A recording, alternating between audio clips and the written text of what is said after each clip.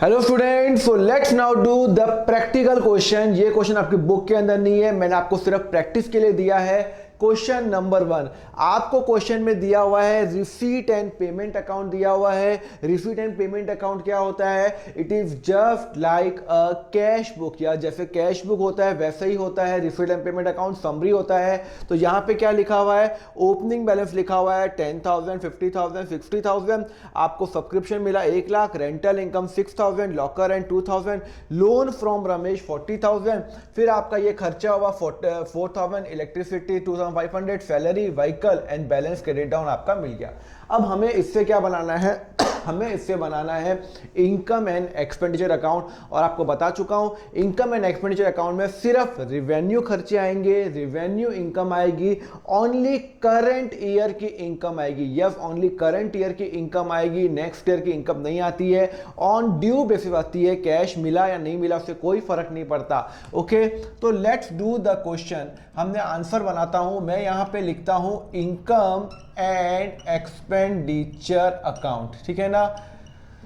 कौन से साल के लिए? For the year ended 31 March 2021। Okay, चलो हमने यहां पे बनाया, यहां पे हमने इनकम एंड एक्सपेंडिचर अकाउंट बना दे। चलो ठीक है, क्या लिखा हुआ है? Income and expenditure account for the year ended 31 मार्च 2021 का बनाना है, पूरे साल का बनाना है। आपको पता है यहां पे होता है एक्सपेंस और यहां होता है इनकम। जैसे आप फाइनल अकाउंट में क्या बनाते थे? बैलेंस शीट बनाते थे, प्रॉफिट एंड लॉस अकाउंट बनाते थे, सेम यहां पे वही है। यहां पे मैं बैलेंस शीट बनाऊंगा, पर बैलेंस शीट में जो रेलिवेंट इंफॉर्मेशन है मैं वही डालूंगा एज एट 31/3/2021। क्लियर है? सिर्फ रेलिवेंट इंफॉर्मेशन ही डाल रहा हूं, पूरी बैलेंस शीट के बारे में मुझे इंफॉर्मेशन नहीं है।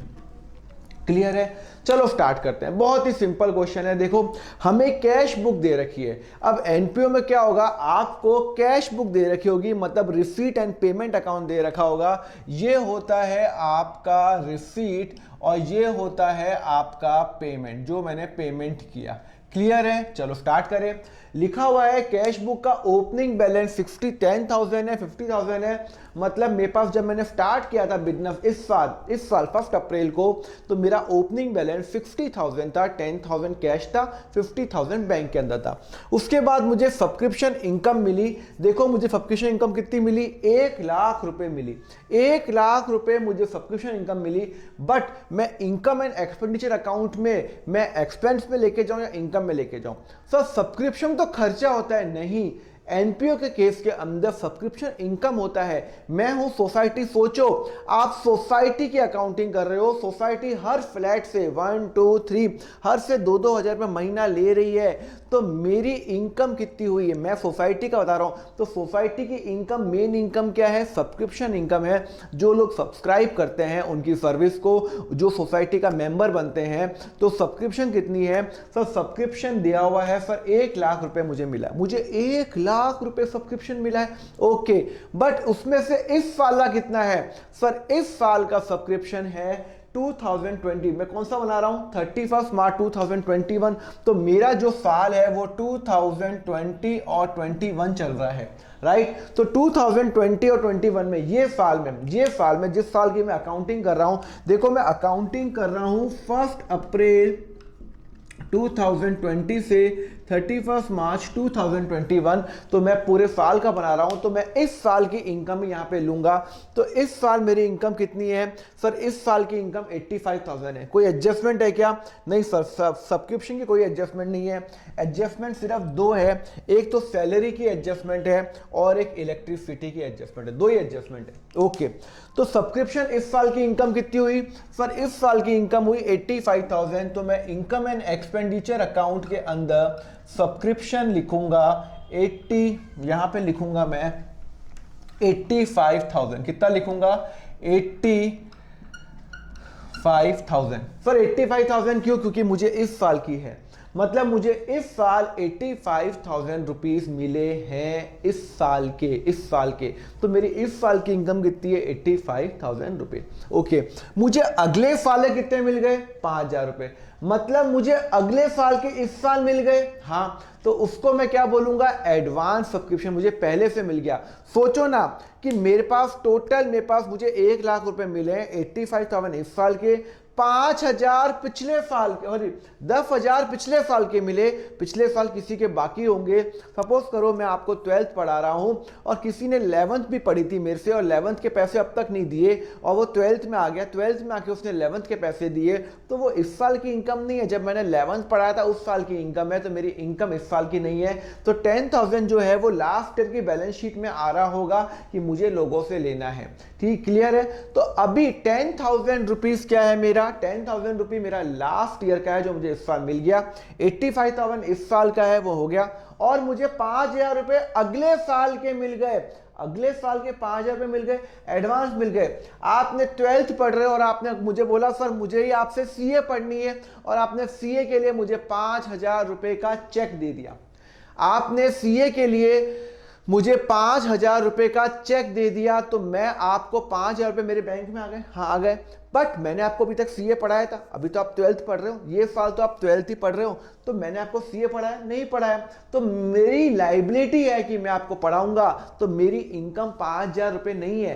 तो ये 5,000 रुपए मैं यहां लेके नहीं जाऊंगा। तो ये कहां लेके जाऊंगा? 5,000 रुपए ये लेके जाऊंगा मैं बैलेंस शीट में, जो मेरी बनेगी कि भाई मुझे आपको सर्विस देनी है, तो मैं यहां लिखूंगा एडवांस सब्सक्रिप्शन। क्या लिखूंगा? एडवांस सब्सक्रिप्शन 5,000 रुपए। मुझे पहले से ही 5,000 रुपए मिल गए आप लोगों से, जो मुझे नहीं मिलने थे मिल गए, कोई प्रॉब्लम नहीं है। मतलब मुझे आपको सर्विस देनी है, मुझे आपको 5,000 रुपए की सर्विस देनी है। तो यहां पे आ जाएगा लायबिलिटी के अंदर 5,000 रुपए। वापिस समझा रहा हूं, मुझे टोटल मिले 1 लाख रुपए, उसमें से 85,000 इस साल के, वो यहां पे 10,000 रुपए अगले लास्ट ईयर के मिले, तो इस साल की तो इनकम है नहीं, और वो लास्ट ईयर की बैलेंस शीट में आ रहा होगा। हाँ, और इस साल मुझे अगले साल के 5,000 रुपए भी मिल गए हैं। तो अगले साल के 5,000 रुपए जो मिल गए हैं, तो इसका मतलब है कि मुझे उसको अगले साल सर्विस देनी पड़ेगी, मुझे अगले साल आपको पढ़ाना पड़ेगा, या मुझे अगले साल आपको सोसाइटी का मेंटेनेंस के लिए एक्सपेंस करना पड़ेगा। तो मेरी लायबिलिटी है 5,000 रुपए। तो ये यहाँ पे लायबिलिटी होगी, मुझे सर्विस देनी है। मैं सोसाइटी का बना रहा हूँ, आप भी सोसाइटी का बना रहे हो, आप ये एनपीओ का बना रहे हो। ओके, तो 5,000 रुपए यहाँ पे हो गया। क्लियर है? चलो आगे बढ़ते हैं।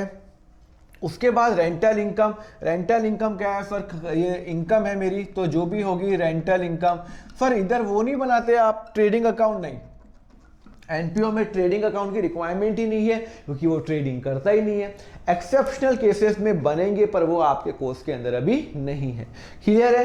तो यहाँ पे ट्रेडिंग वेडिंग कुछ नहीं है, जो भी खर्चे है वो यहीं जाएंगे, क्या वो वेजेस हो, क्या वो सैलरी हो, सारे खर्चे आएंगे।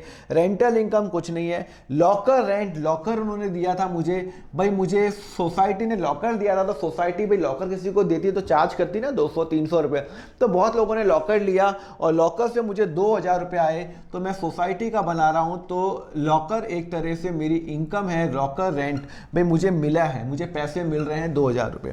उसके बाद बोल रहा है लोन फ्रॉम रमेश। मैंने रमेश से लोन लिया 40,000 का। मैंने रमेश से 40,000 का लोन लिया, तो वो मेरी इनकम है क्या? नहीं, इनकम तो रही है मेरी। याद नहीं क्या 11th के अंदर इनकम क्या होती है? जो मैंने कमाया। तो ये मैंने कमाया है क्या 40,000? नहीं, ये मुझे वापस देना है रमेश को। अरे भाई मुझे 40,000 वापस देना है, मुझे पैसों की, मैं हूँ सोसाइटी, मुझे पैसों की सख्त जरूरत थी। मैं रमेश के पास गया, मुझे पैसे चाहिए, तो रमेश ने कहा ये ले 40,000 रुपए। तो 40,000 रुपए उसने मुझे फ्री में नहीं दिया, मेरी इनकम नहीं है, डोनेशन नहीं दिया, मुझे देना पड़ेगा वापस। अगर वो मुझे फ्री में देता तब बात अलग होती है, उसने मुझे लोन दिया है, मतलब मुझे वापस देना पड़ेगा, मेरी इनकम नहीं है। यहाँ पे जो आएगा वो मेरी इनकम होती है। तो लोन कितना है? 40,000 का, तो 40,000 का रमेश का इनकम होगा लोन। तो यहां पे आ जाएगा लोन फ्रॉम रमेश, मुझे वापस देना है रमेश को, मुझे वापस देना है रमेश को 40,000 रुपए। तो मेरी लायबिलिटी है, मेरी इनकम में नहीं जाएगा। क्लियर है। इनकम में वही जाएगा जो मेरा रिवेन्यू रिसीट है, ये कैपिटल रिसीट है, ये जाएगा, ये जाएगा, इस साल का जाएगा, और ये तो जाएगा ही नहीं, बट ऑब्वियस ये तो मेरा ओपनिंग बैलेंस है, लास्ट डे के बैलेंस शीट में आ रहा होगा। अब आ जाओ राइट साइड में, प्रिंटिंग खर्चे, जो भी खर्चे हैं प्रिंटिंग के खर्चे, प्रिंटिंग एक्सपेंस कितना है सर 4000 रुपये। ओके, अब आ जाओ आप इलेक्ट्रिसिटी का खर्चा, इलेक्ट्रिसिटी कितना खर्चा है सर, इलेक्ट्रिसिटी का खर्चा है 2500। इनर कॉलम में लिखता हूँ एडजस्टमेंट है। होपफुली आपने क्लास 11th में फाइनल अकाउंट बहुत अच्छी तरीके से किया होगा और वो ही करके आप यहाँ पे आ रहे हो, तो ध्यान रखना प्लीज प्लीज, पहले आपका फाइनल अकाउंट बहुत स्ट्रांग होना चाहिए, तभी आप इस चैप्टर में थोड़ी आप अच्छी मास्टरी आप कर पाओगे। Final account has to be strong, because वहाँ पे आपने सारे बेसिस पढ़े हुए हैं। तो वहाँ पे क्या लिखा हुआ है, फिर यहाँ पे क्या लिखा हुआ है, इलेक्ट्रिसिटी का खर्चा है मेरा 2500 रुपये। ओके 2500 रुपये, तो मुझे इलेक्ट्रिसिटी का खर्चा 2500 रुपये देना है। हाँ भाई मैंने खर्चा कर दिया, पर यहाँ पे एक एडजस्टमेंट लिखी हुई है 2 नंबर, इलेक्ट्रिसिटी एक्सपेंस प्रीपेड ₹400। 2500 में से 400 मेरा प्रीपेड है, मतलब मैंने पहले से ही पे कर दिया। इस साल का खर्चा है क्या, नहीं है। इस साल का खर्चा है क्या, नहीं है। कि किस साल का है सर, ये तो अगले साल का मैंने आज पे कर दिया। मैं इलेक्ट्रिसिटी वाला मेरे घर पे आया कि भाई साहब पेमेंट करो, मैंने कहा ठीक है मैं पेमेंट करता हूँ। कितना पेमेंट करना है, उसने कहा आपको पेमेंट करना है 2500 रुपये। मैंने कहा 2500 रुपये नहीं, मैंने कहा 2500 की जगह तू 400, मैंने उसको 2500 का पेमेंट कर दिया, जिसमें 400 अगले साल का है। अरे तो भाई अगले साल का इस साल पेमेंट कर दिया, तो मतलब मेरा इस साल का खर्चा नहीं है, तो लेस करूंगा 400 रुपये, तो 2100 रुपये। कितना लिखूंगा, 2100 रुपये। सर नहीं समझ में आया। अरे भाई मेरा इलेक्ट्रिसिटी खर्चा कितना है सर, 2500 रुपये इस साल मैंने पेमेंट किया इलेक्ट्रिसिटी वाले को। वो बोलता है उसमें से 400 रुपये आपने पहले से ही पे कर दिए, अगले साल का पे कर दिया। अगले साल का मैंने आज क्यों पे किया, तो 400 रुपये माइनस करूंगा, मेरा खर्चा इस साल का। इस साल मैंने पूरे साल इलेक्ट्रिसिटी 2100 यूज किए, तो 2100 आना चाहिए, 2500 रुपये नहीं आना चाहिए। तो ये 400 रुपये कहाँ जाएगा, ये 400 रुपये कहाँ जाएगा, अरे भाई ये 400 रुपये जाएगा आपके बैलेंस शीट के अंदर। बैलेंस शीट में, हाँ आपका ये 400 रुपये बैलेंस शीट में जाएगा। मैंने इलेक्ट्रिसिटी को पहले से 400 रुपये दिए हुए हैं, तो मुझे उनसे सर्विस लेनी बाकी है। मैंने पहले से 400 रुपये दे दिए इलेक्ट्रिसिटी वाले को, तो एवन 31 मार्च मुझे उनसे 400 रुपये की सर्विस लेनी बाकी है। अगर आप मुझे पहले से ही पे कर देते हो सीए की फीस, तो आप जब अपनी बैलेंस शीट बनाओगे तो आप एसेट में दिखाओगे हमने दीपक सर को पहले ही पे कर दिया, तो हमें वो लेना बाकी है, तो हमें 400 रुपये लेना बाकी है। तो हम यहाँ पे क्या करेंगे, प्रीपेड इलेक्ट्रिसिटी कितना सर 400 रुपये। क्लियर है, मुझे 400 रुपये की सर्विस लेनी बाकी है, सोसाइटी को पहले से पे कर दिया। समझ में आया, ओके। उसके बाद लिखा हुआ है सैलरी। सैलरी कितनी है सर, सैलरी है आपकी 1500 रुपये। ओके, खर्चा कितना है पर एक नंबर, सैलरी आउटस्टैंडिंग ₹1000। 1500 तो मैंने किसी को कैश पे किया, ओके, बट 1000 रुपये अभी भी देने बाकी है। वो बता रहा है कि 1000 रुपये आपको किसी को देने बाकी है, तो इसका मतलब है मुझे किसी को 1000 रुपये देने हैं। यस, अगर मुझे किसी को 1000 रुपये देने हैं तो इसका मतलब है खर्चा तो मेरा इस साल का है ना। भाई मैंने एक एम्प्लॉय हायर किया और 1-2 एम्प्लॉय हैं, एक को मैंने 1500 रुपये दे दिया, लेके जा, ये कैश बुक है, कैश गया मेरा, और एक को दिया ही नहीं 1000 रुपये। एक्रूवल सिस्टम फॉलो कर रहे हैं, मुझे 1000 रुपये पे करना ही पड़ेगा, तो प्लस 1000 रुपीज ये मैं पे करूंगा। तो 1500 प्लस क्या करूंगा मैं, 1000 रुपीज करूंगा, मेरा खर्चा है। तो आपका हो गया आपका 2500 रुपये। आपका कितना हो गया 2500। भाई 1500 मेरी सैलरी है, ओके, और 1000 रुपये क्या है मेरा खर्चा है। तो 1500 प्लस 1000 रुपये टोटल मेरा कितना खर्चा हो गया सर, 2500 रुपये खर्चा हो गया। क्यों, क्योंकि 2 एम्प्लॉय थे, एक को 1500 पे कर दिया और एक को पे करना बाकी है। उससे क्या फर्क है, जो पे करो नहीं करूँ, मेरा खर्चा तो हो गया ना, 2500 खर्चा है मेरा, ओके। उसके बाद लिखा हुआ है वाई का, अच्छा फॉर एक मिनट, आउटस्टैंडिंग, एड आउटस्टैंडिंग, और सिंस मुझे किसी को पे करना बाकी है तो वो यहाँ पे जाएगा, मेरी लायबिलिटी आ जाएगा, मुझे किसी को 1000 रुपये पे करने हैं। 1500 तो मैं पे कर चुका हूँ, 1000 और पे करने हैं, तो 1000 रुपये मैं पे करूंगा और 1000 रुपये मेरी लाइबिलिटी आ जाएगी। ओके, फिर लिखा हुआ है व्हीकल। व्हीकल मैंने खरीदा, अरे व्हीकल खरीदा तो ये तो कैपिटल एक्सपेंडिचर हो गया ना, ये मेरा क्या खर्चा है क्या? नहीं, only revenue expenditure goes over there, never ever capital expenditure. तो रिवेन्यू एक्सपेंडिचर कितना है सर? रिवेन्यू एक्सपेंडिचर है मेरा सिर्फ ये जीरो इसमें से। सर ये तो कैपिटल खर्चा है, तो व्हीकल जब खरीदूंगा तो यहाँ जाएगा। आप समझ गए ना? व्हीकल जो भी रियल एसेट्स होते हैं, मैं आपको बता चुका हूँ, only nominal account will go to the profit and income and expenditure account, and जो भी आपका रियल और पर्सनल है it will go to balance sheet. ये कौन सा अकाउंट है? ये रियल अकाउंट है, ये एसेट अकाउंट है। सर खर्चा तो हुआ 30,000 का, अरे खर्चा नहीं हुआ 30,000 का, खर्चा हुआ पर एसेट बना। खर्चा वो होता है जो इस साल मैंने सर्विस इलेक्ट्रिसिटी यूज की, खत्म, कुछ नहीं, उसकी रीसेल वैल्यू नहीं है। मैंने रेंट यूज किया, रीसेल वैल्यू नहीं है, तो ये होता है खर्चा। क्लियर है? तो व्हीकल तो मेरे को अगले 10 साल तक सर्विस देगा। मैंने आज मैंने एक बाइक ली हो तो 5 साल चलती रहेगी। सैलरी दी, खत्म, सर्विस दी, खत्म, इलेक्ट्रिसिटी यूज की, खत्म, जो भी मैंने खर्चा किया वो खत्म। तो व्हीकल क्या होगा? वो यहाँ पे नहीं आएगा। प्रिंटिंग खर्चा हो गया, मैंने प्रिंटिंग करा दी, खत्म, पर व्हीकल तो सर्विस देगा आगे, तो इस साल खर्चा नहीं है, तो ये कितना हो जाएगा? 30,000 रुपये, तो 30,000 रुपये यहाँ पे। अब बाकी बैलेंस क्या बच गया? मेरा कैश, मेरा ये बैलेंस बच गया, मतलब मेरा क्लोजिंग बैलेंस है कैश का 40,000, तो यहाँ पे लिखो कैश का 40,000 रुपये क्लोजिंग बैलेंस है, और बैंक का बैलेंस कितना है? 1,30,000 रुपये। कितना बैलेंस है? 1,30,000 रुपये मेरा बैंक का बैलेंस है, 1,30,000 रुपये। क्लियर है? समझ में आया आपको?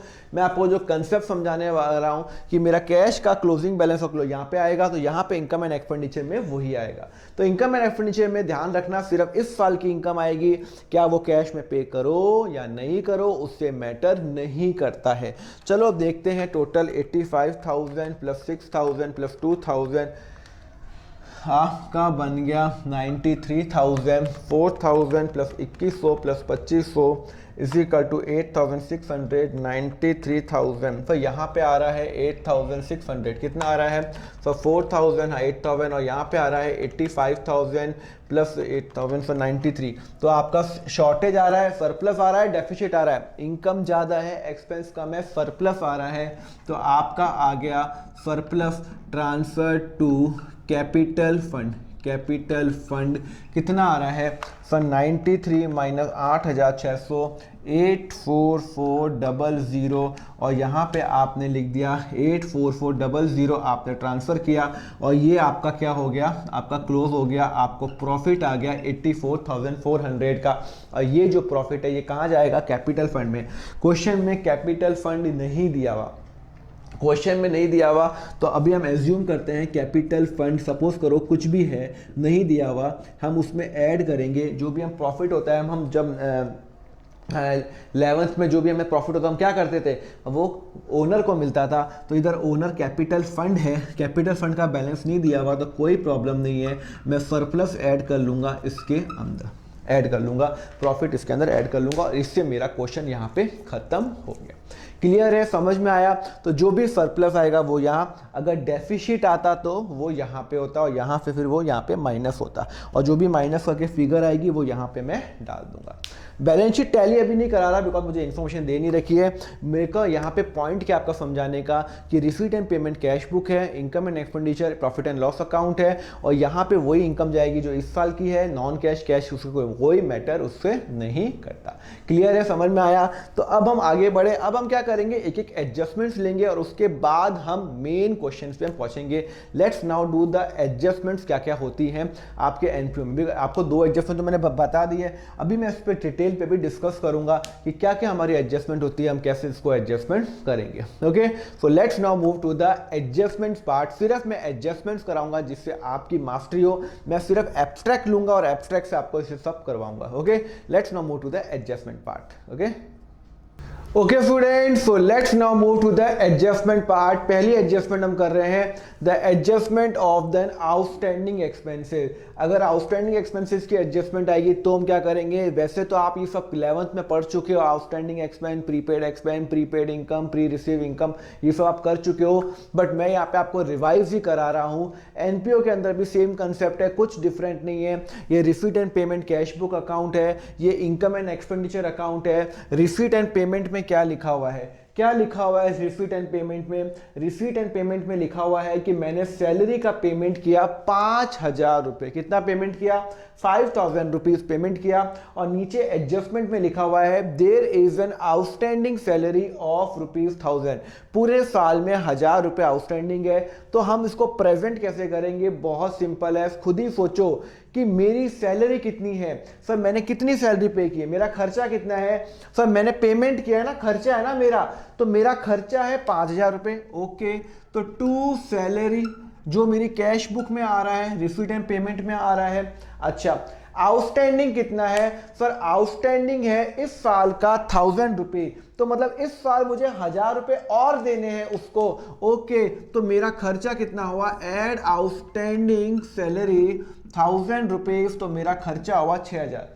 अरे भाई मेरा टोटल जो मैंने जो खर्चा था, 2 एम्प्लॉय थे, एज्यूम करो, एक को तो मैंने कैश पे कर दिया 5,000 रुपए, ये कैश बुक ही तो है, और एक को मैंने पे नहीं किया। अरे खर्चा तो मेरा कितना है, पे करो या नहीं करो, सारे खर्चे मेरे इस वाले खर्चे कितने हैं? फिर सारा खर्चा 6,000 रुपए, 5,000 रुपए जो पे किया और 1,000 जो मैंने पे नहीं किया, तो यहां पे आना चाहिए 6,000 रुपीज। क्लियर है? और अगर यहीं मैं अगर बैलेंस शीट बनाता हूं, अगर मैं बैलेंस शीट बनाता हूं, ये मेरा एसेट और ये मेरी लाइबिलिटी, तो यहां पे क्या आएगा? मुझे किसी को सैलरी पे करनी है, तो आउटस्टैंडिंग सैलरी 1,000 रुपीज मुझे किसी को पे करनी बाकी है। खर्चा हो गया ना, उसने मेरे यहाँ पे काम कर दिया, पर मुझे उसको पे करना बाकी है।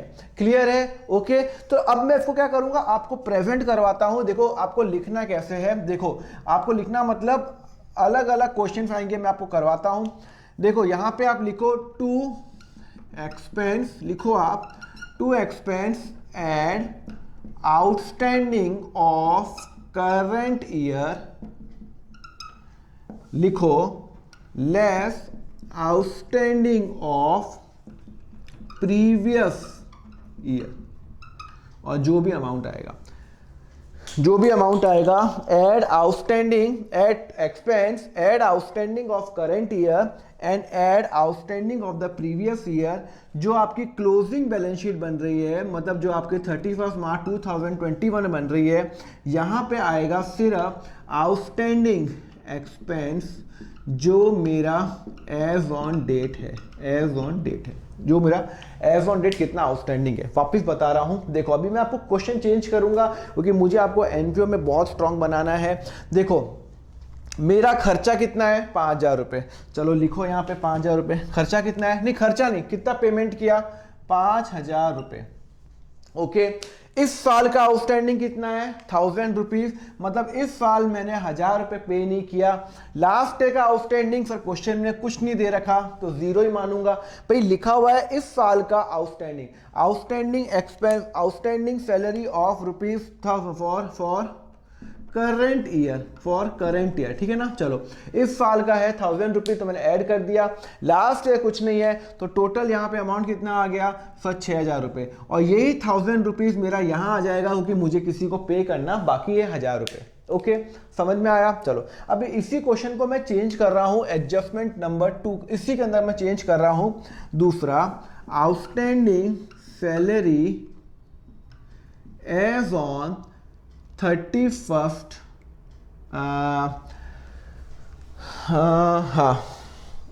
As on 31/3/2020 is ₹700। कितना है? 700 रुपये। अच्छा अब बताओ अब क्या करेंगे? वो बोल रहा है आउटस्टैंडिंग सैलरी ऑफ 31 मार्च 2020। मैं कब की बना रहा हूं? सर मैं बना रहा हूं 21 की बना रहा हूं। ओके, तो मेरा जो बैलेंस शीट बन रही है वो 31 मार्च 2021 की है। तो आपका माइंड चलना चाहिए मेरा ईयर कौन सा चल रहा है। मेरा ईयर चल रहा है, अगर मैं ईयर की बात करूं तो मेरा ईयर चल रहा है 1 अप्रैल 2020 से लेके 31 मार्च 2021 तक चल रहा है। ये मेरा पूरा साल चल रहा है। ओके चलो, अब हुआ क्या, इनकम एंड एक्सपेंडिचर अकाउंट मेरा बन गया। इस साल का इनकम एंड एक्सपेंडिचर अकाउंट कितना है, देखो इतना है 5 है, ये मैं बना दिया। अब मैं इसको चेंज कर रहा हूँ, ठीक है, चलो इसको चेंज कर रहा हूँ। वो बोल रहा है, क्वेश्चन क्या बोल रहा है, क्वेश्चन बोल रहा है कि मेरा इस साल 5,000 रुपये पे किया। ओके 5,000 रुपये मैंने इस साल पे किया, खर्चा हो गया। अच्छा, वो बोल रहा है outstanding salary 1,000 for the current year. अभी इस साल 1,000 रुपए की आउटस्टैंडिंग है, मतलब मुझे किसी को देना बाकी है। मतलब इस साल किसी ने मेरे यहाँ पे काम किया, मुझे उसको 1,000 रुपए देने बाकी है, तो 1,000 रुपए मैं यहाँ पे ऐड करूंगा। सर ऐड क्यों करूंगा, अरे सीधी सी बात है, मैंने 5,000 रुपए किसी को कैश दे दिया, वो तो खर्चा है ही मेरा। और मेरे यहाँ पे किसी ने काम किया इस साल, और इस साल मैंने उसको 1,000 रुपए नहीं दिए, लिखा हुआ है ना करंट ईयर में 1,000 रुपए नहीं दिए, देने चाहिए ना मुझे, नहीं दिए ना, कोई इशू नहीं, खर्चा तो है ना, 1,000 रुपए यहाँ पे दिखा दूंगा और 1,000 रुपए यहाँ पे भी दिखा दूंगा, क्योंकि मुझे किसी को पे करना बाकी है। अच्छा, वो बोल रहा है लास्ट ईयर 700 रुपए आउटस्टैंडिंग था, लास्ट ईयर 700 रुपए आउटस्टैंडिंग था। ओके, इसका मतलब है कि मैंने जो ये 5,000 रुपए इस साल जो पे किए, उसमें से 700 लास्ट ईयर के थे, 700 लास्ट ईयर के थे, लास्ट ईयर के थे। भाई मैंने इस साल टोटल 5,000 रुपए पे किए, टोटल 5,000 रुपए किए, दैट्स इट, टोटल 5,000 रुपए पे किए, उसमें से 5,000 रुपए मैंने पे किए, भाई ये तो मैंने कैश पे किया ना, उसमें से 700 रुपए लास्ट ईयर का मुझे आउटस्टैंडिंग था, मतलब इस साल वो पे हो चुका, इस साल वो पे हो चुका। सर आपको कैसे पता, एज्यूम करना पड़ेगा। भाई अगर 5,000 था, वो बोल रहा है कि outstanding salary for current year, and ये मेरी एज ऑन डेट भी है, एज ऑन डेट भी यही है मेरी, एज ऑन डेट भी मेरी यही है 1,000 रुपये। तो बोल रहा है कि मेरा 5,000 रुपये मुझे किसी को देने थे, दे दिए, 5,000 दे दिए, उसमें से मैंने इस साल पे किया 5,000 रुपये, उसमें से 700 रुपये लास्ट ईयर के थे जो मैंने इस साल पे कर दिए। लास्ट ईयर मैंने किसी को 700 रुपये मैंने पे नहीं किए थे, मैंने इस साल पे कर दिए, ये सब 5,000 में इंक्लूडिंग है ना। तो बोलता है 5,000 में 700 रुपये इंक्लूडिंग है। सर ये कहाँ लिखा हुआ है, अरे लास्ट ईयर आउटस्टैंडिंग 700 रुपये था, इस साल मैंने पे कर दिया 5,000 रुपये, इसका मतलब है 5,000 रुपये में 700 रुपये लास्ट ईयर का था। तो लास्ट ईयर का जो होता है वो हम माइनस करते हैं, 700 माइनस करूंगा, क्यों, अरे भाई मैंने लास्ट ईयर 700 रुपये, मैंने लास्ट ईयर का 700 था वो मैंने इस साल पे कर दिया, खर्चा इस साल का नहीं है। इस साल का खर्चा कितना है, 5,000 जो मैंने पे किया, ओके, उसमें से 700 रुपये लास्ट ईयर का था, तो इस साल का नहीं है, तो 700 माइनस करूंगा, और इस साल का मैंने 1,000 रुपये किसी को पे नहीं किया, तो 1,000 रुपये ऐड करूंगा, तो 5 + 6 - 3 = 5,300 रुपये, 5,300 रुपये। और यही 700 मेरा कहाँ जाएगा, ये 700 यहाँ पे बैलेंस शीट में कहीं नहीं जाएगा, वो लास्ट ईयर के बैलेंस शीट में मेरा आ गया होगा। ओके, वापिस समझा रहा हूँ, देखो सोचो आप बिजनेस कर रहे हो इस साल, ये आपका साल चल रहा है, इस साल आपने टोटल कितने पे किए, सर टोटल पे किया आपने 5,000 रुपये, टोटल कैश पे किया, उसमें से लास्ट ईयर का आपने 700 पेमेंट किया, सर 700 आउटस्टैंडिंग लास्ट ईयर था, तो मैं एज्यूम कर रहा हूँ इस साल पे हो चुका होगा, तो 700 लास्ट ईयर का पे किया ना, तो इस साल का खर्चा तो नहीं है, तो 700 माइनस करो। भाई 5,000 मैंने कैश पे किया, इस साल मैंने लास्ट ईयर का पे किया, भाई मैं 12th पढ़ा सॉरी मैंने किसी को मैंने लेट सपोज कि हाँ किसी ने मेरे यहाँ पे काम किया और मैंने उसको 5,000 रुपये कैश दे दिया, ओके, और उसने बोला सर 5,000 में से लास्ट ईयर के 700 है, तो लास्ट ईयर तो इस साल खर्चा आएगा नहीं, तो 700 माइनस करो। और एक और एम्प्लॉय आया कि मेरे इस साल के 1,000 बाकी हैं भाई साहब, तो ये लो 1,000 ऐड कर दिया, तो टोटल कितना हुआ 5,300, 5,300 मेरा यहाँ पे ऑटोमेटिक दिख गया। और ये 700 सर यहाँ पे क्यों नहीं आएगा, ये ऑटोमेटिकली ओपनिंग बैलेंस शीट में आ रहा होगा, वो जीरो हो जाएगा यहाँ पे आके, जो मैं आपको धीरे धीरे बताऊंगा। क्लियर है, तो ध्यान रखना आउटस्टैंडिंग एक्सपेंसेस के अंदर outstanding of the current year add करेंगे, outstanding of the last year minus करेंगे। क्लियर है, आगे बढ़े हम क्वेश्चन में। तो हमने क्या किया, टोटल खर्चा 5,000 हुआ, 5,000 में फिर इस साल जो हमने पे नहीं किया 1,000 रुपये वो हमने ऐड कर दिया इस साल खर्चा, और इस साल के खर्चे में मैंने गलती से 5,000 में 700 लास्ट ईयर का था तो 700 माइनस कर दिया, टोटल खर्चा हुआ मेरा 5,300, और 1,000 रुपये मुझे देने किसी को बाकी है। सर ये 700 यहाँ पे क्यों नहीं आया, बिकॉज 700 मेरी ओपनिंग बैलेंस शीट में आ रहे होंगे, वो मेरा ऑटोमेटिकली जीरो हो गया होगा। क्लियर है? ओके, अब हम बढ़ते हैं द नेक्स्ट एडजस्टमेंट में, देखते हैं वो होता है क्या हमसे। Let's move. Next adjustment is the adjustment related to prepaid expense. Prepaid expense क्या होता है? देखो बहुत सिंपल है। देखो यहाँ पे क्या लिखा है, रिसीट एंड पेमेंट दिया हुआ है। मैंने कितना रेंट पे किया? 5,000 रेंट पे किया। वो बोल रहा है 5,000 रुपए में से एक एडजस्टमेंट है प्रीपेड रेंट ₹600। मैंने पहले से ही 600 रुपए पे कर दिया। खुद ही सोचो मेरा खर्चा कितना है। जो मैंने यहाँ पे लिखा रेंट, जो मेरा कैश बुक में आ रहा है, जो रिसीट एंड पेमेंट बोलते हैं, वो यहाँ पे लिख दिया। वो बोलता है 5,000 रुपए मैंने रेंट पे किया लैंडलॉर्ड को। सोचो ना, आप बिजनेस करो, 5,000 रुपए आपने रेंट पे किया लैंडलॉर्ड को, उसमें से 600 रुपए आपने अगले साल के आज ही पे कर दिए। तो इस साल का खर्चा कितना है? पर 5,600 कौन बोला? इस साल मैंने 5,000 रुपए लैंडलॉर्ड को पे किए, 600 अगले साल के हैं, तो यार इस साल तो आना ही नहीं चाहिए ना, इस साल तो आना ही नहीं चाहिए ना, 600 रुपए आना ही नहीं चाहिए। तो यहां पे क्या करूंगा, लेस प्रीपेड रेंट जो भी है 600, यहां पे आ जाएगा 4,400। और यहां पे प्रीपेड रेंट कहां पे आ जाएगा? तो ये प्रीपेड है, मैंने पहले से 600 रुपए पे किए हुए लैंडलॉर्ड को, मुझे उससे सर्विस लेनी बाकी है, तो मैं यहां लिखूंगा प्रीपेड रेंट 600 रुपए। कैसे सर, समझ में नहीं आ रहा है, आप क्या करवा रहे हो? देखो ना, मैंने रेंट पे किया 5,000 रुपए, हाँ, उसमें से 600 रुपए अगले साल के पे किए, प्रीपेड पहले से ही पे कर दिया। तो मतलब मैंने तो अभी सर्विस ली नहीं, तो मेरा खर्चा इस साल का 4,400 है। मैं पूरे साल का रेंट देता हूँ 4,400, मैंने आपको 5,000 दे दिया, 600 पहले से दे दिया, 600 की मुझे लैंडलॉर्ड से सर्विस लेनी बाकी है एज ऑन 31 मार्च 2021। तो मैं उससे बैलेंस शीट में उसको डाल दूंगा एसेट और लायबिलिटी के अंदर, मुझे उससे सर्विस लेनी बाकी है। समझ में आया? तो this is all about the adjustment of the prepaid expense. तो हम इसको प्रेजेंट कैसे करेंगे? देखो, जो भी प्रीपेड एडजस्टमेंट होगी हम उसको प्रेजेंट करेंगे टू एक्सपेंस, जो भी एक्सपेंस है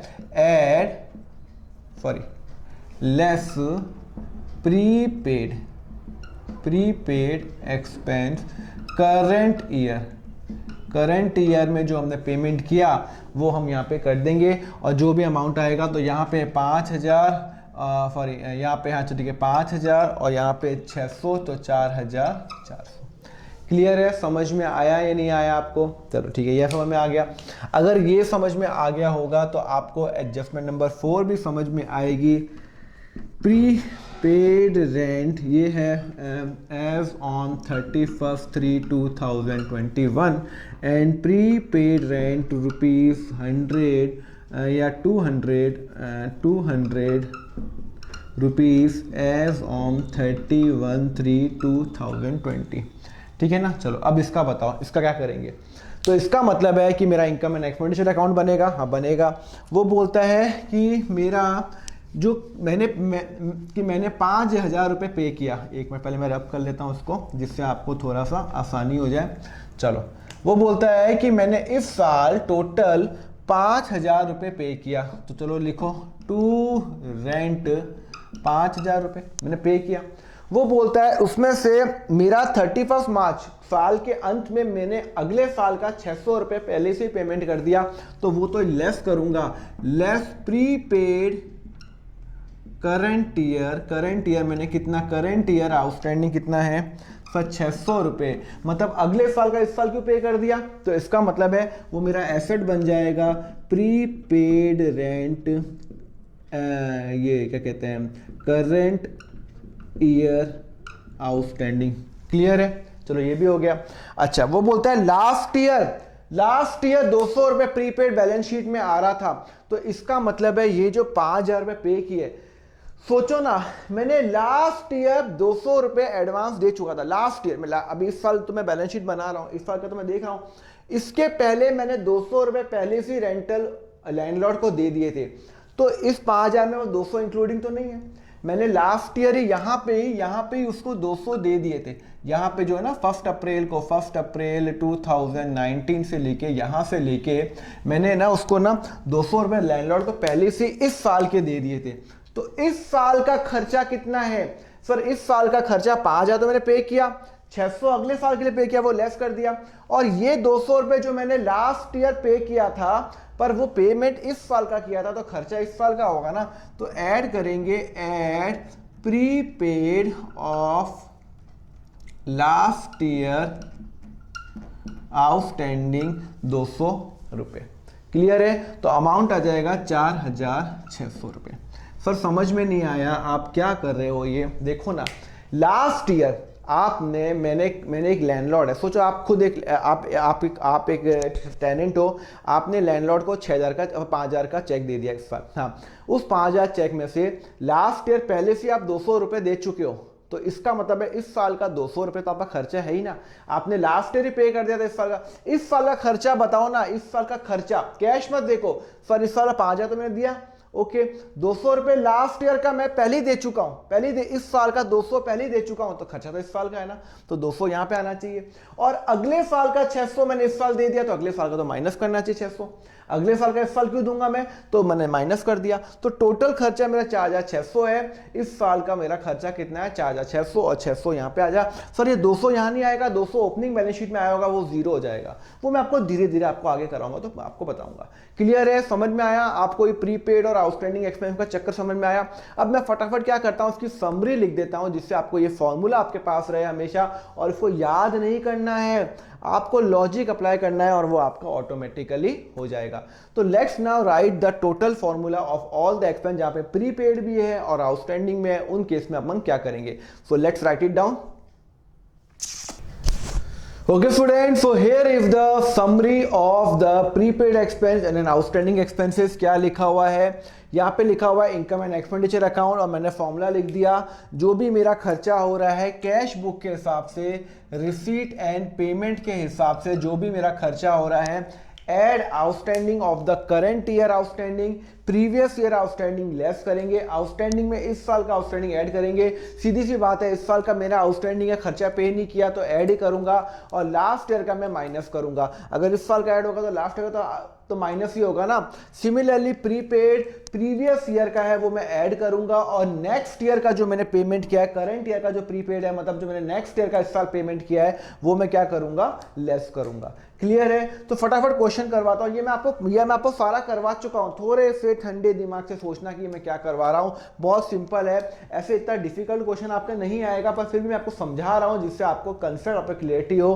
तो टोटल खर्चा कितना है as per the cash book, for total खर्चा है आपका रिसीट एंड पेमेंट के हिसाब से आपका 500 रुपए, नहीं 5000 रुपए। ओके, उसमें से बोलता है प्रीपेड रेंट 600 है इस साल का प्रीपेड रेंट 600 है इस साल का, तो 600 है, लेस होगा। अरे अगले साल का 600 रुपए मैंने इस साल पे कर दिया, लेस होगा। लॉजिक अप्लाई, याद तो नहीं करना है, अगले साल का 600 इस साल पे कर दिया तो इस साल लेस करो। ओके, और लास्ट ईयर का 200 रुपए आउटस्टैंडिंग है। ओके, तो लास्ट ईयर का 200 रुपए मैं ऐड करूंगा। फिर ऐड क्यों करूंगा, अरे लास्ट ईयर मैंने पहले से ही पे कर दिया था, तो इस साल खर्चा है ना, खर्चा तो इस साल दिखाना चाहिए ना, तो 200 ऐड करूंगा। सिमिलरली बोल रहा है आउटस्टैंडिंग रेंट एज ऑन 31 मार्च 2021, साल के अंत में मुझे टोटल 100 रुपए किसी को देने बाकी है, तो मुझे वो ऐड करना चाहिए ना, वो ऐड करना चाहिए। और बोलता है कि लास्ट ईयर 300 रुपए थे, तो इसका मतलब है इस साल मैंने वो जो पेमेंट किया 5000 रुपए, उसमें 300 रुपए इंक्लूडिंग है लास्ट ईयर के, तो गलत है, इस साल इंक्लूड नहीं करूंगा, तो 300 रुपए क्या करूंगा मैं, माइनस करूंगा। क्लियर है? समझ में आया? तो फटाफट सॉल्व करो, कितना आ रहा है sir, 5000 plus 100 minus 300 plus 200 minus 600, sir 4400, तो 4400 यहां पे आएगा। समझ में आया? 5000 जो मैंने खर्चा पे किया, आउटस्टैंडिंग इस साल का 100 रुपए, तो मुझे इस साल का खर्चा है, लास्ट ईयर का माइनस करूंगा, प्रीपेड अगले साल का माइनस करूंगा, और इस साल जो लास्ट ईयर का है वो इस साल में ऐड करूंगा। सिंपल सा कंसेप्ट है। और लायबिलिटी और बैलेंस शीट में क्लोजिंग में क्या दिखाऊंगा, सिर्फ ये दिखाऊंगा जो इस साल का है। इस साल का कौन सा है, इस साल का, तो 600 रुपए और 200 रुपए दिखाऊंगा। प्रीपेड रेंट मैंने पहले से ही पे कर दिया, तो मेरा यहाँ पे आएगा सर, कितना आएगा, 600 रुपए, और आउटस्टैंडिंग रेंट कितना आएगा सर, 100 रुपए।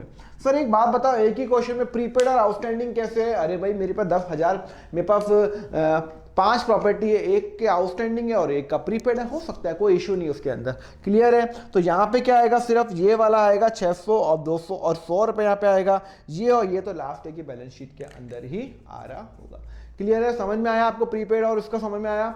आगे बढ़े, अब क्या करते हैं हम क्या करते हैं, इसके क्वेश्चंस करते हैं जो आपके बुक में दे रखे हैं, जिससे आपको ये कंसेप्ट है वो और आपका वो एकदम क्लियर हो। सो let's now do the question of your book, let's do it.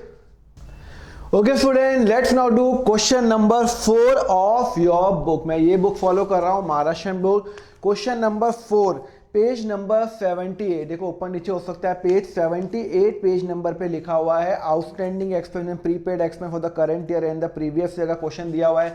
मिल गया। प्रीपेड सैलरी दे रखी है 2000 रुपये, मिल गया आपको बैलेंस शीट के अंदर। 31 मार्च 2018 को दे रखी है, बैलेंस शीट बना रखी है 31 मार्च 2018। प्रीपेड सैलरी आपको दे रखी है 2000 रुपये, और आपको क्या दे रखा है, ये मेरा एसेट है। मैंने यहाँ पे क्वेश्चन आपको लिख भी दिया है, जो मेरी रिक्वायरमेंट नहीं थी फिर भी मैंने लिख दिया जिससे आपको समझ में आए। और आपको यहाँ लिखा हुआ है रिसीट एंड पेमेंट अकाउंट दिया हुआ है आपको 31 मार्च 2019 का, और मैंने सैलरी का पेमेंट किया है 31,000। ओके, अब वो बोल रहा है इसको आप प्रेजेंट करो। ठीक है भाई, बहुत ही सिंपल है। पेज नंबर 78 क्वेश्चन नंबर 4 मिल गया आपको, देख लो क्या लिखा हुआ है। Outstanding expense prepaid expense of the current and previous year. Prepaid salary आपको 2000 रुपये दे रखी है एसेट साइड में। ओके, यहाँ पे मैंने लिख दी 2000 रुपये एसेट साइड में, और नीचे आपको दे रखा है सैलरी दे रखा है 30,000 रुपये और 1000 रुपये 31,000। देखो अब आपको एग्जाम में फॉर्मूला याद करने की रिक्वायरमेंट नहीं है, लॉजिक अप्लाई करो। लॉजिक सोचो कि भाई मेरे पास इस साल मेरा बिजनेस है, मेरा सोसाइटी है, अब मैं उसके हिसाब से अकाउंटिंग करूंगा। इस साल मैंने टोटल पेमेंट कितना दिया, फॉर 31,000 दिया। ओके, तो टू सैलरी है ना, टू सैलरीज कितनी पेमेंट की, सर मैंने सैलरी पेमेंट की 31,000। ओके, तो या तो आप 31,000 लो या डायरेक्टली 30 ले लो। भाई इस साल की सैलरी कितनी पे की मैंने टोटल लोगों को सैलरी दी 31,000, जिसमें से 30,000 इस साल की है, 1000 अगले साल की है। तो इस साल तो मैं इसी साल की दिखाऊंगा ना, तो टू सैलरी 30,000। ओके, चलो इसका ट्रीटमेंट हो गया। अब अगले साल की 1000 रुपए सैलरी मैंने इस साल क्यों पे कर दी, इसका मतलब है मैंने अगले साल की इस साल पे कर दी, तो मतलब मैं अगले साल तक उसकी सर्विस फ्री में लूंगा उतने अमाउंट की।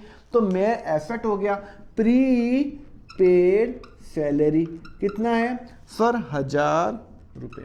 देखो आराम से करो, मैंने टोटल जो सैलरी पे की वो पे की 30,000 रुपये। ओके, 31,000 रुपीज, 31,000 में से इस साल की 1000 रुपीज है, हाँ सर इस साल नहीं, इस साल की 30,000 रुपये है, तो 30,000 रुपये इस साल की आ गई। 1000 रुपये अगले साल का पे किया, तो अगले साल का मैंने इस साल तो दिखा नहीं सकता, तो अगले साल का मतलब मैंने अगले साल की सैलरी आज ही पे कर दी। इसका मतलब है अगले साल वो बंदा जिसको मैंने सैलरी दी वो मुझे फ्री में काम करेगा मेरे लिए 1000 रुपये के लिए, हाँ करेगा, तो वो मेरे लिए एसेट हो गया। ओके, अब आ जाओ balance sheet. Opening balance sheet है, देखो ये 31 मार्च 2019 है, ये पुरानी बैलेंस शीट है, साल की पुरानी बैलेंस शीट है, ओपनिंग बैलेंस शीट है। इसको मैं क्या बोलता हूं, this is known as an opening balance sheet. जब मेरा साल चालू हुआ था तो मेरी बैलेंस शीट कैसी थी, ओपनिंग बैलेंस शीट। ओके, क्या लिखा हुआ है, लास्ट ईयर प्रीपेड सैलरी 2000 थी। लास्ट ईयर की बैलेंस शीट में प्रीपेड सैलरी 2000 है, तो वो इस साल में ऐड होनी चाहिए। क्यों, अरे भाई मैंने लास्ट ईयर इस साल की सैलरी पे कर दी थी, तो खर्चा तो इस साल का है ना, तो इस साल का दिखाओ। तो यहां पे लिखेंगे add prepaid salary last year. देखो मैंने फॉर्मूले में भी वही लिखवाया है 2000 रुपये। सर ये ऐड क्यों कर रहे हो, क्या कर रहे हो आप, अरे भाई ये तो समझ में आ गया। मैंने इस साल 31,000 पे किया, 30,000 इस साल का, 30,000 इस साल का, 1000 अगले साल का, तो 1000 अगले साल का एसेट में जाएगा एक ही बार। ओके, उसके बाद आपको ये ध्यान रखना है कि बैलेंस शीट में आ रहा है लास्ट ईयर 2000 रुपये मैंने पहले से एसेट किसी को पे किया हुआ था, तो मैंने 2018 में 2019 की ये वाले साल की पे की थी, तो मैं इस साल की इनकम में स्टेटमेंट बना रहा हूं, तो इस साल मेरी ये मेरा खर्चा आना चाहिए। खर्चा तो इस साल का है ना, मैंने लास्ट ईयर किसी को पे कर दिया, उससे क्या फर्क पड़ता है, खर्चा तो इस साल का है ना, मैं तो इस साल का खर्चा निकाल रहा हूँ। भाई साहब कितना खर्चा है मेरा इस साल का, मेरा इस साल का खर्चा है, ये भी मेरा इस साल का खर्चा है, तो मैंने यहाँ पे 2000 रुपये ऐड किया। नहीं समझ में आ रहा, लास्ट ईयर 2000 रुपीज मैंने पे किया, इस साल का तो 2000 रुपये यहाँ पे ऐड होना चाहिए। ऐड हो गया, ये ऐड हो गया, यहाँ पे ऐड हो गया। ओके, वो बोलता है outstanding salary for current year is rupees 5500। इस साल की आउटस्टैंडिंग है 5500, इस साल मुझे पे करना बाकी है, तो वो ऐड कर लो, वो ऐड कर लो।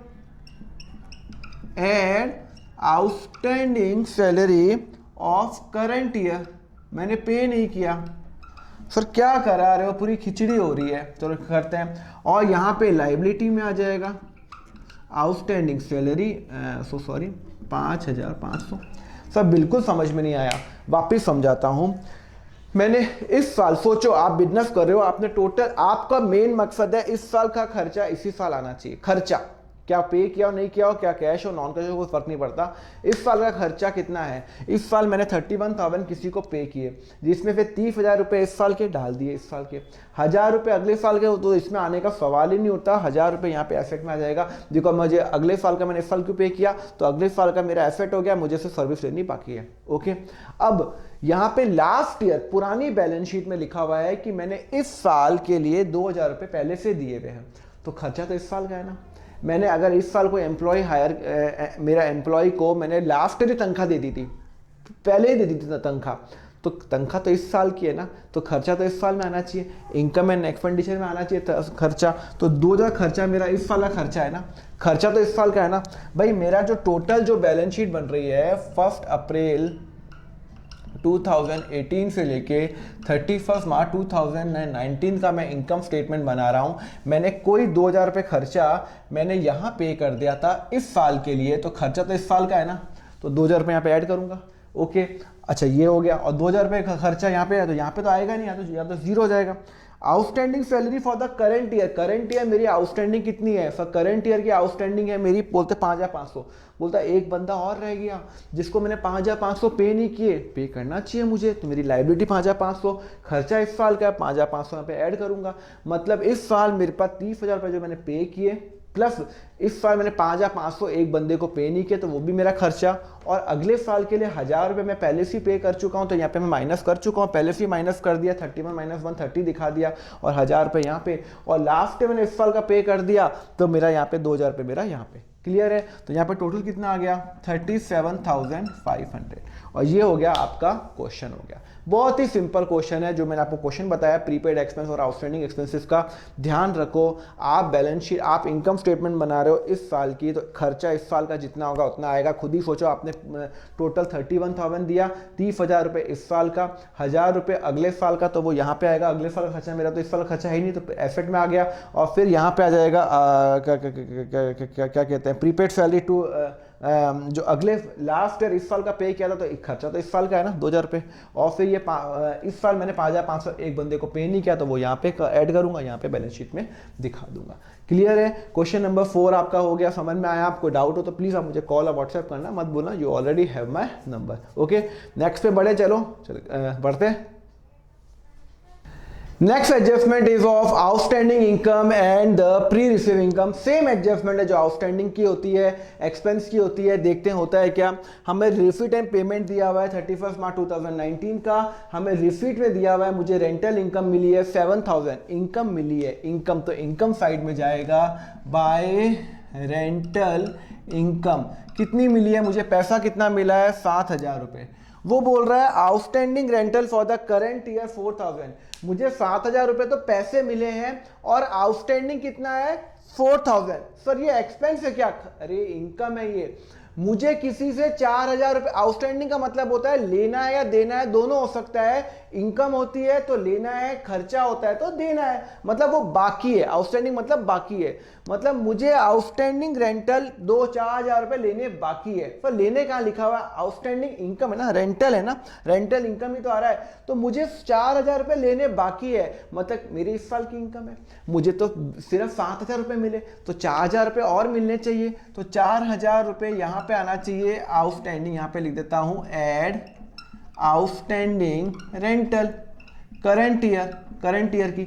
और मुझे किसी से 4,000 रुपये लेने हैं, तो बट ऑब्वियस मेरे एसेट में जाएगा आउटसाइड रेंटल इनकम कितने की सर 4,000 रुपये। मुझे किसी से पैसे लेने हैं तो एसेट में जाएगा ना सर, आउटस्टैंडिंग तो हमेशा लाइबिलिटी में जाता है, जो खर्चा होता है वो जाता है। तो इनकम की बात करो ना आप, लॉजिकली सोचो ना, मुझे किसी पे 4,000 रुपये लेने हैं तो खर्चा तो, मैंने 12th पढ़ाया, आपको टोटल फी है 11,000, आपने मुझे सिर्फ 7,000 रुपये दिए, तो 4,000 रुपये आप मुझे और दोगे ना, तो मेरी इनकम तो 11,000 रुपये है ना, मेरी 4,000 रुपये 7,000 रुपये इनकम तो रही है और 4,000 रुपये मैं आपसे लूंगा। ओके, अच्छा अब ये भी आ जाओ, pre receive rental for the current year is 3,000 rupees. कितना है प्री रिसीव रेंटल, कितना है सर 3,000 रुपीज मेरा प्री रिसीव्ड है, मतलब मुझे पहले से ही मिल गया 3,000 रुपये, मतलब मुझे लास्ट अगले साल का इस साल मिल गया।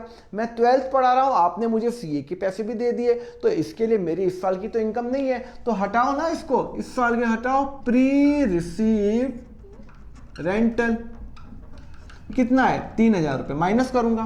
सर माइनस क्यों करूंगा, अरे आपने 12th में सीए की फीस दे दी, मैं तो 12th की बैलेंस शीट बना रहा हूं, इनकम स्टेटमेंट बना रहा हूं, तो 3,000 रुपये माइनस करूंगा। मेरी इस साल की इनकम तो रही है, इस साल तो मैंने आपको 12th पढ़ाई है, मैंने 7,000 रुपये आपने मुझे दिए, एक बच्चे पे 4,000 रुपये बाकी है तो वो लेने हैं, और एक बच्चे ने सीए की फीस आज दे दी, तो 3,000 रुपये मेरी इनकम नहीं है, 7,000 में 3,000 रुपये इंक्लूडिंग थे, तो मैं क्या करूंगा 3,000 रुपये, और ये कहाँ लेके जाऊंगा, अरे मुझे किसी ने पहले से फीस दे दी 3,000 रुपये, प्री रिसीव्ड हो गई, तो मुझे उसको सर्विस देनी पड़ेगी ना। हाँ, अब तो मेरी लाइबिलिटी हो गई, प्री रिसीव्ड रेंटल कितना है फॉर 3,000 रुपये। लॉजिकली सोचो, मुझे किसी को सर्विस देनी 3,000 रुपये की, तो यहाँ पे 3,000 रुपये माइनस करूंगा, तो 11 माइनस 3 कितना होता है 8,000 रुपये, कितना होता है 8,000 रुपये, तो 11 माइनस 3 8,000 रुपये। समझ में आया आपको, कंसेप्ट समझ में आया।